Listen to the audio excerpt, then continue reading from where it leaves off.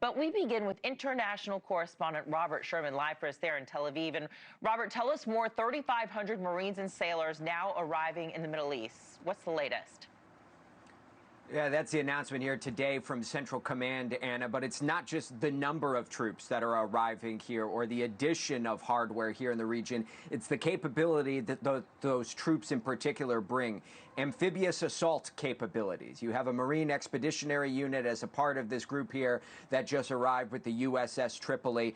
That means that if the United States were ever to make a call in order to put boots on the ground or carry out raids on any of the islands around Iran or carry out an amphibious assault, these are the kind of troops that you would want on hand. It doesn't mean that it's coming to that, but the White House has emphasized they want to have all options on the table.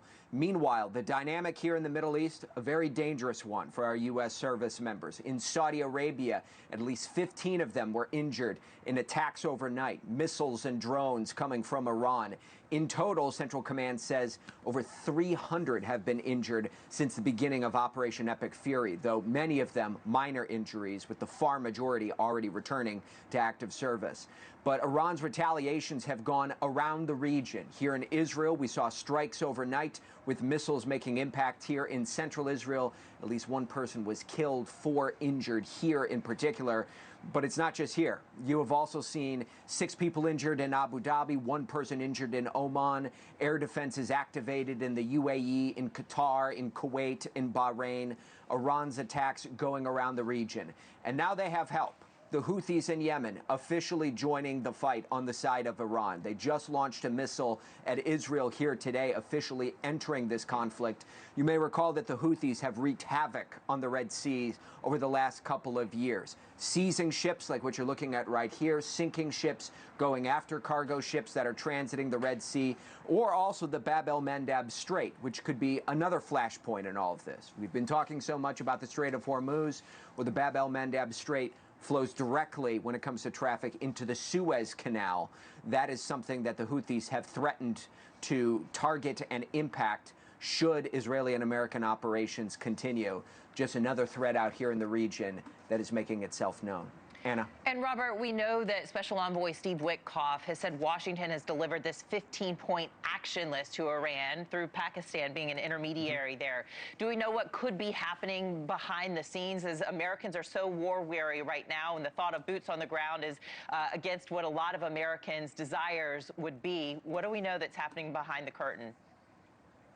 Well, of course, what you've seen in the public sphere has been this war of words between Tehran and Washington, with the Iranians claiming there are no talks taking place. We've heard directly from the mediators, Pakistan, Egypt, Turkey, that messages are going back and forth. So there is some degree of dialogue that's taking place. Right now, the White House is of the position that they believe that there's a seriousness and an earnestness on their end, and they're seeing some indications of that on Iran's end as well. This proposal has been delivered to Iran. We're awaiting the formal response from the Iranian government as to exactly what they're going to do with it here. But you have this 10-day window, and the White House's position is we're in take it or leave it territory. Iran has a choice to make. Otherwise, they're prepared to escalate and up the ante on Iran. Anna? Well, it's difficult when you're dealing with a death cult there, and they don't mind dying for their cause. NewsNation's Robert Sherman, live for us in Tel Aviv.